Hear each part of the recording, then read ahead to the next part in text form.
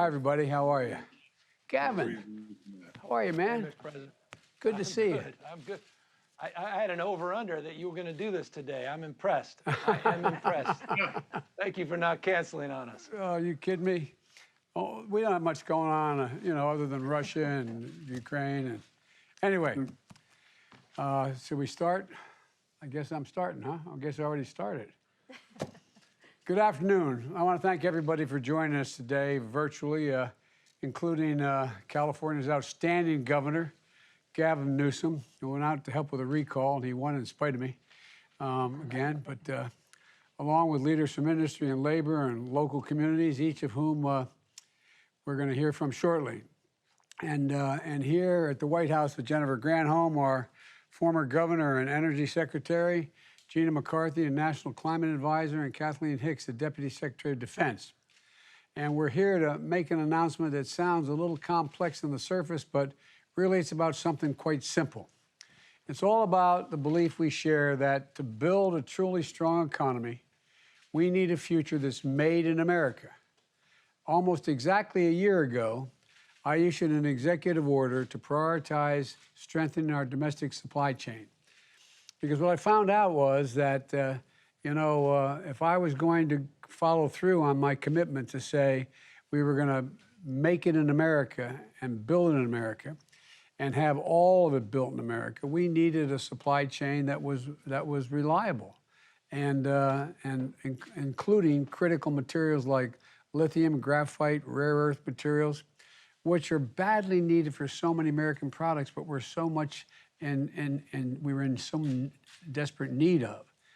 These minerals power phones and computers, household appliances, electric vehicles, and batteries, solar panels, wind turbines, and so much more. Without these minerals, we simply cannot function. They can't function. And we expect the demand for them to increase by 400 to 600% over the next several decades. And up to now, we've had to import a significant portion of them, close to 100% importation from other countries, particularly China, Australia, and Chile. And when I signed the executive order last year, I was determined to change that. And we've seen what happens when we become dependent on other countries for essential goods, like computer chips. Everyone's become aware of that. And because the computer chips are so badly needed, why did the cost of automobiles skyrocket and become about a third of the reason for an increase in inflation? Is because they didn't have the computer chips. You can't build an automobile today without those chips, as well as personal protective equipment and so much more. And when it comes to clean energy, China has spent several years cornering the market on many of the materials that power the technologies that we rely on. That's why I committed us to build a clean energy supply chain stamped Made in America. And Made in America means using products, parts, and materials, as well as minerals, right here that are in the United States of America we get. It means betting on American workers. And it takes a federal government that doesn't just give up lip service to buying America, but actually takes action. My economic strategy, building from the bottom up and the middle out, is why in my first year as president, we had the greatest year ever in job growth in American history, 6.6 million jobs. Faster economic growth the fastest in nearly 4 decades. And that's why America added 375 manufacturing jobs last year, the highest increase in nearly 30 years.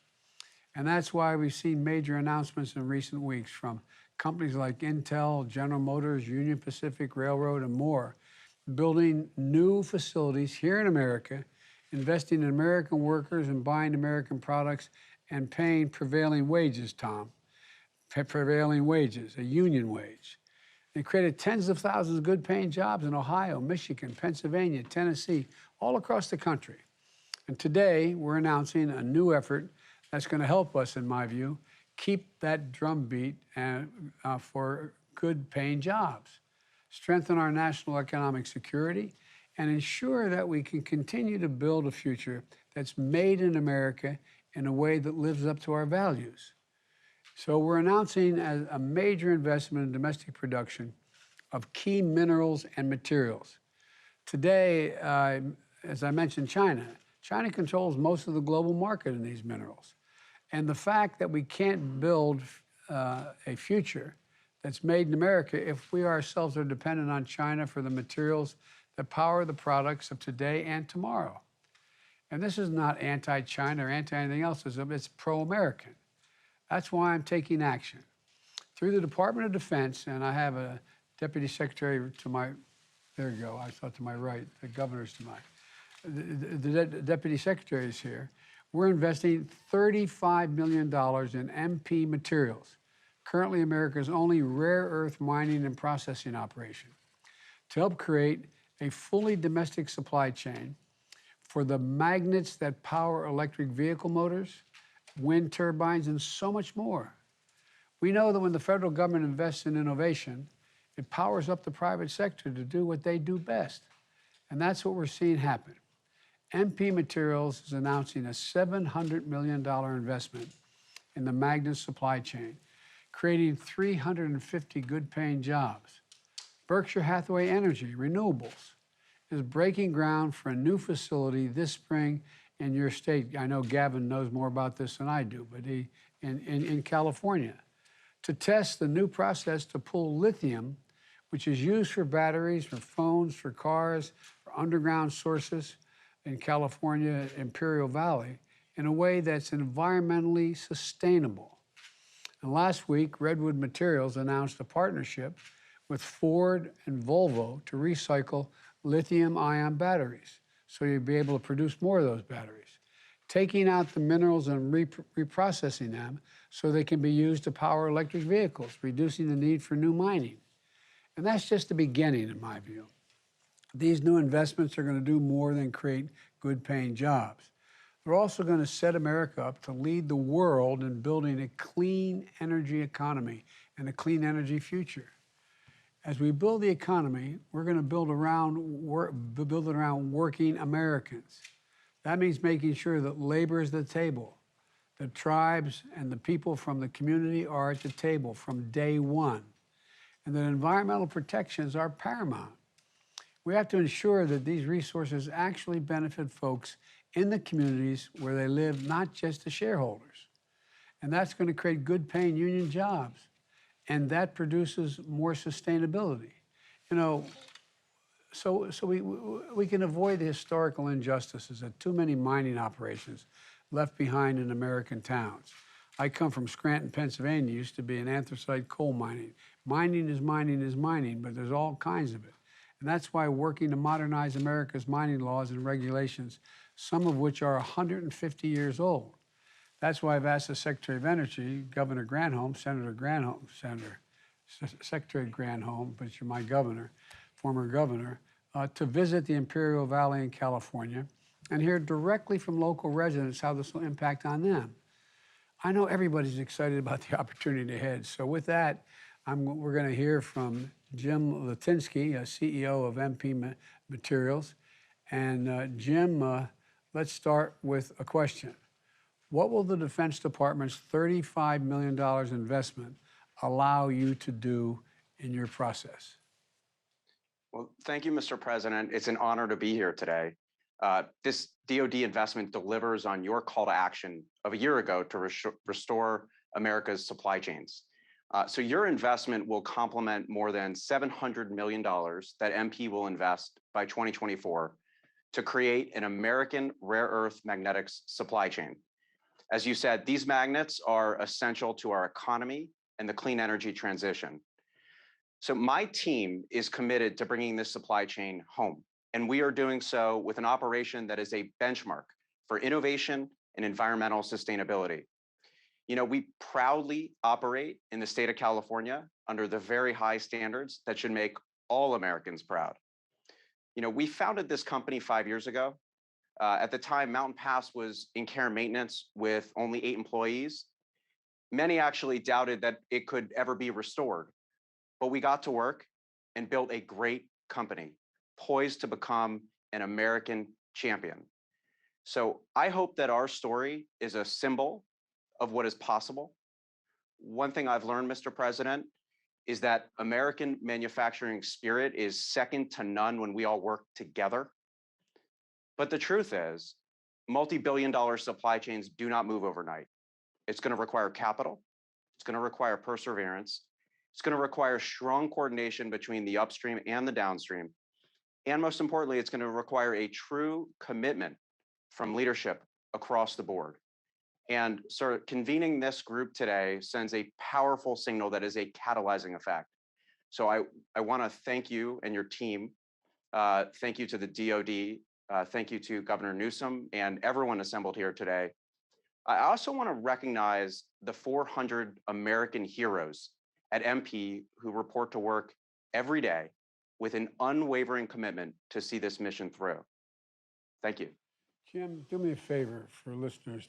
Tell me a little bit about the process that you undertake to allow us to compete with China, for example, and other countries in terms of providing access to this rare material, what we're looking for. Yes. Well, sir, the good news is we are currently the second largest producer in the world. And we have, and this may be a little detailed for those who don't know about mining, but we have a dry tailings process and 95% of the water we utilize is recycled. So that means that not only are we competing globally, but we are also doing so in a way that, as I've said, all Americans can be proud of. We are, I can say confidently, we are the most environmentally friendly rare earth operation in the world. Well, I was told by our my environmental guru here that she pointed out to me that by 2025, we're going to be producing 500,000 electric vehicles per year. You'll be able to provide the material for 500,000 electric vehicles per year. Is that right? That's right, sir. We announced a GM as a foundational customer for a magnetics facility that we are building. And so I think the really important thing here is we are investing across the board, end to end, exactly as you have called for, so that we can have actually every aspect of this supply chain in the United States of America. Okay. Do I yield to you now, or do I go on? You can go on. I can go on, okay. Alicia, tell me about what you guys are doing. Yes, thank you, Mr. President. It's an honor to be here with you today to talk about the exciting work we're doing in Imperial County, California, and the benefits it could bring to the local community. So at BHE Renewables, we are working not just to secure a domestic source of lithium, but we're working to secure the most abundant source of lithium in the United States using the world's most environmentally friendly technology and providing economic and employment benefits in one of the most disadvantaged communities, counties in the country. So if this seems ambitious, it is. And there's no one better suited to take on an ambitious task like this than Berkshire Hathaway Energy. We've been operating geothermal plants in the Imperial Valley for 40 years, and we're currently operating 10 geothermal plants by bringing superheated brine from several miles beneath the Earth's surface and using steam from that brine to generate clean baseload power. And then we re-inject the brine into the geothermal reservoir. So what that means is that right now we are pumping 50,000 gallons per minute of lithium-rich brine to the surface. And because there is no proven commercially viable technology, we're pumping it right back down into the ground. So the good news is that we are currently undertaking 2 demonstration plant projects to prove that we can recover that lithium as we have it above ground in a commercially viable manner. So the first of those demonstration plants is actually going to come online this April. And in that phase, we will extract lithium from the brine. And that project is supported by a $6 million grant from the California Energy Commission. Thank you, Governor Newsom. And the second phase of the demonstration is supported by a $14.9 million grant from the Department of Energy. So thank you, Mr. President. And in that phase, we will take the lithium we recovered in the first phase and convert it to battery grade lithium compounds. If both of these demonstration projects are successful, we would then be in a position to begin construction of our first commercial plant in 2024, and by 2026 be commercially extracting lithium from our geothermal brine. As we undertake these demonstration projects, we're engaging with the Lithium Valley Commission, which is a group of tribal leaders, local community representatives, labor leaders, and environmental justice groups. And we're engaging with them from day one to make sure that lithium production in the Imperial Valley is done in a way that benefits everyone. We're also investing in local education. So recently we donated $130,000 to the Westmoreland Union Elementary School District, and we committed $25,000 in scholarships for STEM education at the local Imperial Valley College. We're also working with local educational institutions to develop programs, training programs, curriculum, internships, and hands-on opportunities at our site to help prepare the local residents for future careers in the geothermal and/or lithium business. So we're definitely committed to delivering a secure lithium future and are living up to the values that you've laid out for us, Mr. President. So thank you again for the opportunity. Well, I think it's really important. You know, we have to learn the lessons from the past couple hundred years of mining generally, and I really mean it. And I understand. I'm told. I'm looking at my notes here. I'm told that you're providing scholarships for local students taking STEM courses. Is that right? It is, yes. And are you going to be developing internships as well? I mean, this is. Correct me, Governor, if I'm wrong, but I think this has the 5th highest unemployment rate in California, and the poverty rate is over 24%. So this ought to be not only good for lithium, but good for the residents. I mean, if you're really going to do that, are you going to stick there in the community? Yes, absolutely. Like I said, we've been in this community for almost 40 years. We have been working with local educational institutions to develop the curricula that will train the workers for the lithium business of the future. Also internships, which apply to, you know, engineers and things like that, and on-site hands-on training opportunities for folks in the local community as well. So whatever your interest is, if it's a 4-year college, 2-year college, going straight to work, we're making sure that we have opportunities for you at our plants in the Imperial Valley. Well, good. Well, we came up with a bipartisan infrastructure bill that provided only $4 billion to help in this process. So I hope it. I stick to what you're saying. I appreciate it. I mean, the $4 billion is for electric batteries. That's which you're a big part of. All right. Well, thank you. Yes, and, thank you. Now you got to let me know when I'm supposed to stop here. But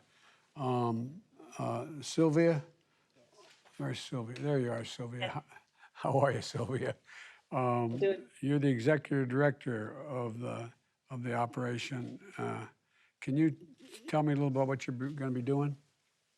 Yes, well, thank you, Mr. President. And really, it's a privilege to be joining you here along with Governor of my state and all the industry leaders. And I am the executive director of Alianza Coachella Valley. I also chair the Lithium Valley Commission. And really, we have a great opportunity to really meet the community where they are. So I thank you for recognizing that the Salton Sea region is already battling with some of the highest unemployment rates. We were also one of the regions that are hardest hit by the COVID pandemic. So for the last 10 years, Alianza has been working alongside community members to address the issues that they see most important to their lives, the issues that a lot of times prevent barriers to them having real opportunities for economic progress. And those issues have been issues around infrastructure. And when we're talking about infrastructure, we're also talking about the same infrastructure that left our mostly agricultural community at a disadvantage when it came to being able to protect themselves from COVID. We're talking about an area that is home to the largest body of water, the Salton Sea, that is facing environmental degradation. So when our community hears about the excitement around lithium, there is a cautious optimism because it falls around this context, a community that has seen unfulfilled promises. And could this be a game changer? Yes, it could if done right. What does it mean to do it right in the context of the community I just described? It means that we are going to have to double down on the investments going beyond incentivizing career and educational pathways. We need to make sure that there's investments to get this community ready. When we talk about the potential of lithium, we need to capture as many of the jobs as possible. We need to be able to capture as many of the supply chain elements as possible. But if I look at my community and I see that when there's a high wind, our power lines fall, it leaves our communities without power, we have a long ways to go. And we're really counting on the incentives that are coming from the federal level, that are coming from the state level, to be able to do this right for our communities. We want to be at the table and help you understand what it means to us to have a prosperous economy. Thank you, Mr. President. Well, thank you. We're going to, at the federal level, we're investing billions of dollars in making sure you have resilience in your energy supplies. For example, you talk about, the electric power and transmission lines and the like. So there's a lot going on. But one of the things that I'm glad to hear you continue to talk about is that, when the tough stuff had to be done before we had environmental laws that really made a difference, all those fence line communities, all those communities next to the places where they're being done suffered all the downside and didn't get much of the benefits. And it's my hope and my expectation that those communities, like the farming community that you represent, that you're talking about, get the benefit of being able to be employed and being able to generate a living from what's going to be happening here and are protected environmentally. And so building out a battery supply chain in the region where you live, what kind of impact will that have on your residents, you think? What's your worry and what's your expectation and hope? Yes, the worry is that we can do this in an environmentally friendly manner, that it will not cause further environmental degradation in an area that's already suffering from it.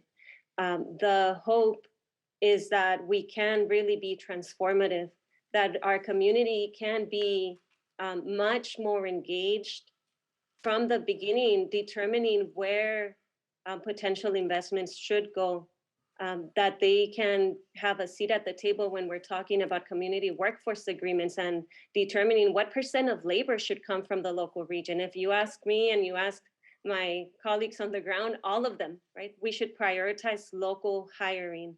We want good jobs, quality jobs that are paying benefits. And we want to make sure, again, that this community is transformed beyond only building the industry up. We have a beautiful landscape, but we also have a landscape that needs additional infrastructure, roads, access to parks, access to the outdoors. And I think we have the right pieces to build from. The values that you have mentioned are in alignment with the values that the community is asking for. The framework that I know Governor Newsom will talk about is in alignment with what we're asking for. Now, the hard part is in the details in implementing it and making sure that all of us can be working and having those tough discussions, whether it's going to be that we're asking for fees, royalties, community benefit agreements, and that we really let the community determine what those benefits ought to be. Well, thank you. Gov, I think you agree that one of the great things about the country is that we don't have to choose jobs over the environment or public health.